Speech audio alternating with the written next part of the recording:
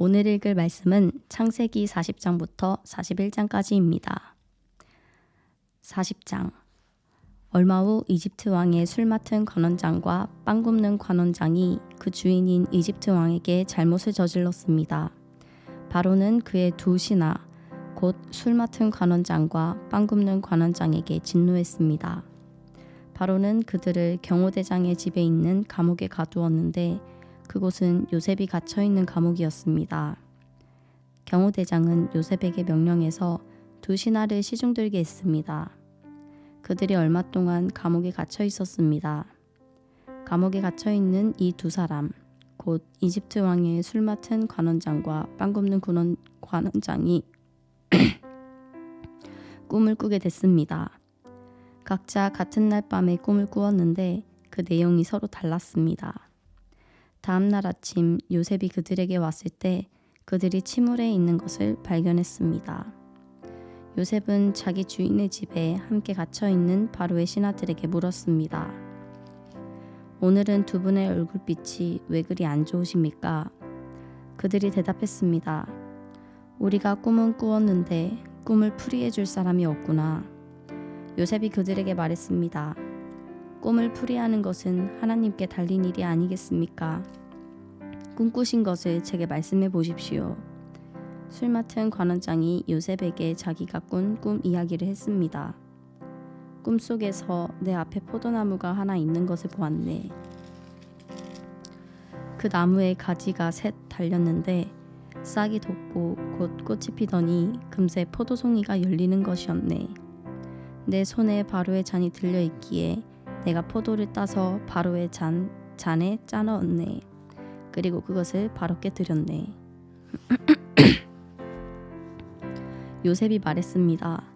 이 꿈은 이런 뜻입니다. 가지셋은 3일입니다. 3일 안에 바로께서 관원장님을 풀어주시고 관원장님의 지위를 회복시켜 주실 것입니다. 관원장님이 전에 바로의 술 맡은 관원장이셨을 때 하던 대로 바로의 손에 잔을 올려드리게 될 것입니다. 일이 잘 풀리면 저를 기억하시겠다고 약속해 주십시오. 제게 은혜를 베풀어 바로께 제 이야기를 하셔서 저를 이 감옥에서 내보내 주십시오. 저는 히브리 땅에서 끌려왔는데 여기에서 감옥에 갇힐 만한 일은 결코 하지 않았습니다. 요셉의 꿈풀이가 좋은 것을 보고 빵 굽는 관원장도 요셉에게 말했습니다.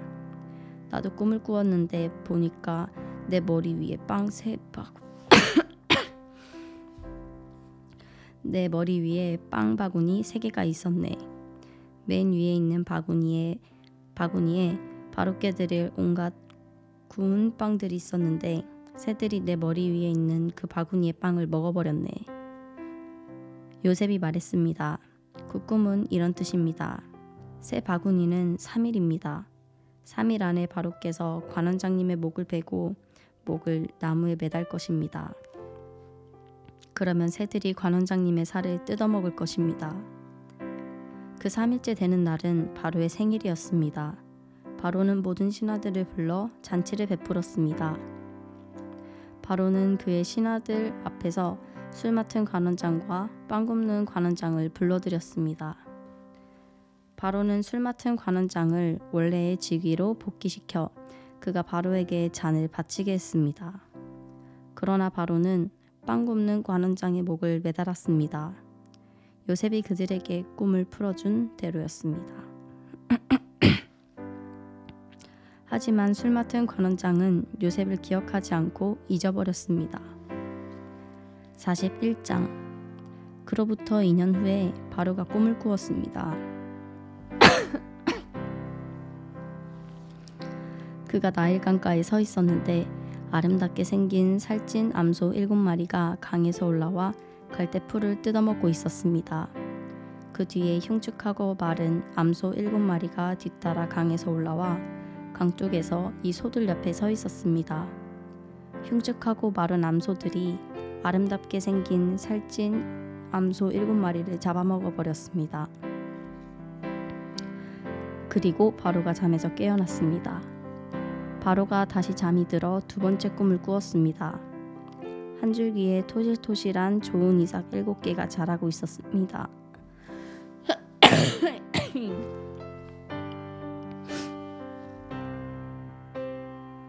그런데 보니 마르고 동풍에 시든 이삭 7개가 싹텄습니다.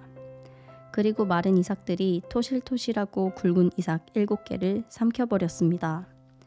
그리고 바로가 잠에서 깨어나 보니 그것은 꿈이었습니다. 아침에 바로는 마음이 편치 않았습니다. 그가 사람을 보내 이집트의 모든 마술사들과 지혜자들을 불러들였습니다. 바로가 그들에게 자기가 꾼 꿈을 말해주었는데 그 꿈을 풀이할 수 있는 사람이 아무도 없었습니다. 그때 술 맡은 관원장이 바로에게 말했습니다. 오늘에야 제가 그동안 잊고 있었던 제 잘못이 생각났습니다. 언젠가 바로께서 종들에게 화가 나셔서 저와 빵 굽는 관원장을 경호대장의 집에 가두신 적이 있으십니다. 그때 저희가 같은 날 밤에 꿈을 꾸었는데 서로 다른 의미가 있는 꿈이었습니다. 그때 거기에 젊은 히브리 청년 하나가 저희와 함께 있었습니다. 그는 경호대장의 종이었습니다. 저희가 그에게 저희의 꿈을 이야기해 주었더니 그가 저희에게 꿈을 해석해 주었는데 각자의 꿈에 따라서 그 의미를 풀이해 주었습니다.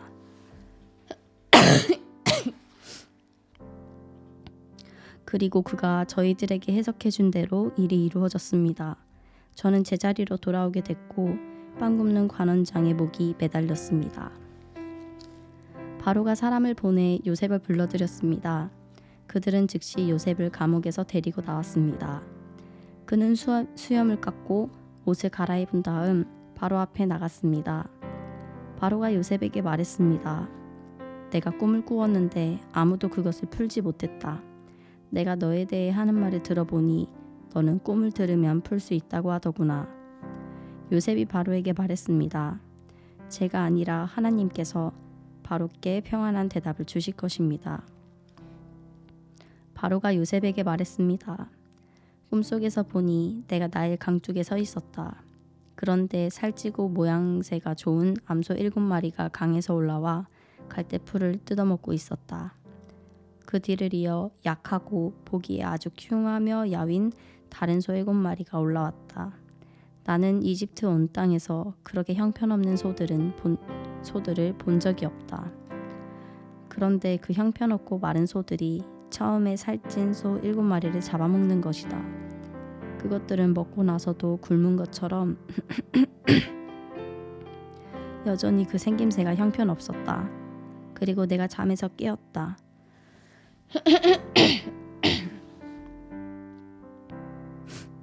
다시 내가 꿈에서 보니 굵고 좋은 알곡이 달린 7개의 이삭이 한 줄기에서 자라나고 있었다. 그 뒤를 이어 마르고 동풍에 시든 7개의 이삭이 싹 텄다. 그러고 나서 그 마른 이삭들이 좋은 이삭 7을 삼켜버렸다.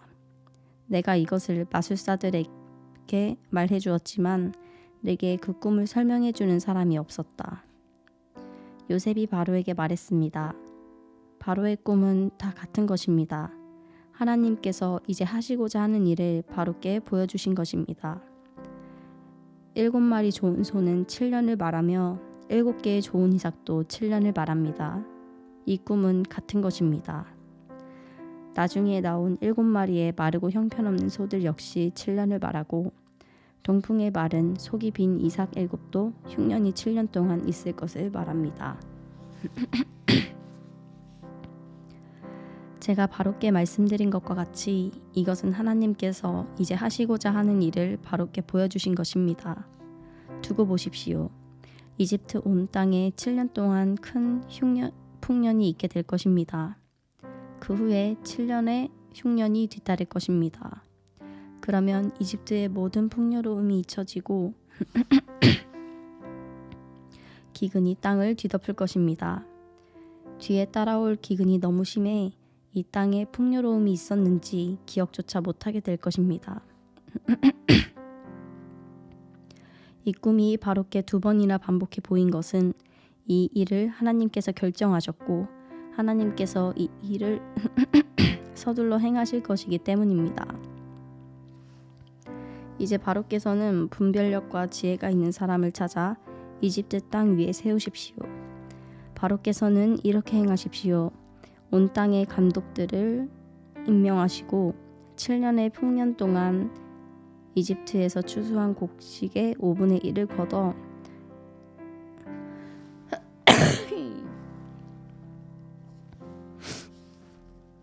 5분의 1을 걷어들이게 하십시오. 이제 다가올 풍년 동안에 이 식량들을 모아들이시고 왕의 권한 아래 이 곡식들을 각 성읍들에 쌓아놓고 지키게 하십시오. 이 양식들은 이집트 땅에 일어날 7년 동안의 흉년에 대비한 식량이 될 것입니다. 그러면 이 땅이 흉년으로 망하는 일이 없을 것입니다. 이 제안이 바로와 그의 모든 신하들에게 좋게 여겨졌습니다. 바로가 자기 신하들에게 말했습니다. 우리가 이 사람처럼 하나님의 영이 있는 사람을 찾을 수가 있겠느냐? 바로가 요셉에게 말했습니다. 하나님께서 내게 이 모든 것을 알려주셨으니 너만큼 분별력과 지혜가 있는 사람이 없을 것이다. 너는 내 집을 다스리도록 하여라. 내 모든 백성이 내 명령에 순종할 것이다.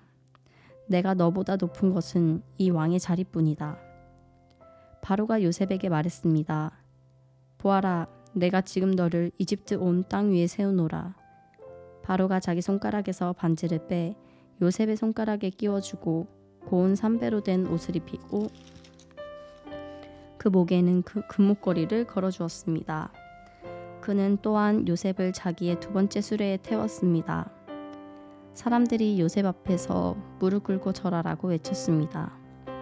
이렇게 해서 바로는 요셉에게 이집트 온 땅을 맡겼습니다. 바로가 요셉에게 말했습니다. 나는 바로다.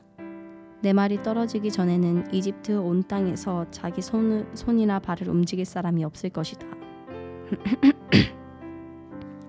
바로가 요셉에게 사브나 바네아라는 이름을 지어주었습니다.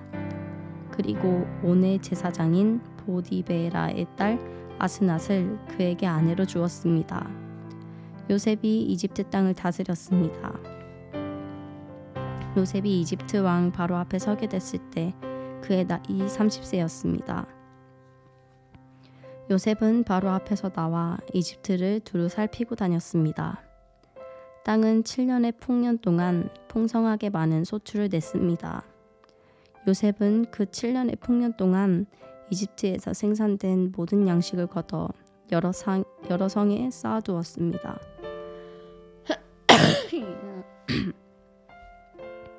그는 각 성의 주변에 있는 밭에서 거둔 양식들을 각 성에 저장해 두었습니다. 요셉은 바다의 모래처럼 어마어마하게 많은 양의 곡식을 모아두었습니다.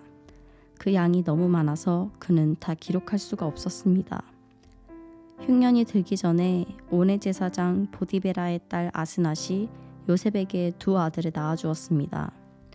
요셉은 하나님께서 나로 하여금 내 모든 수고와 내 아버지 집의 모든 일을 다 잊게 하셨다 라고 하며 맏아들의 이름을 므낫세라고 지었습니다. 그리고 그는 하나님께서 나로 하여금 내 고난의 땅에서 번영하게 하셨다 라고 하며 작은 아들의 이름을 에브라임이라고 지었습니다.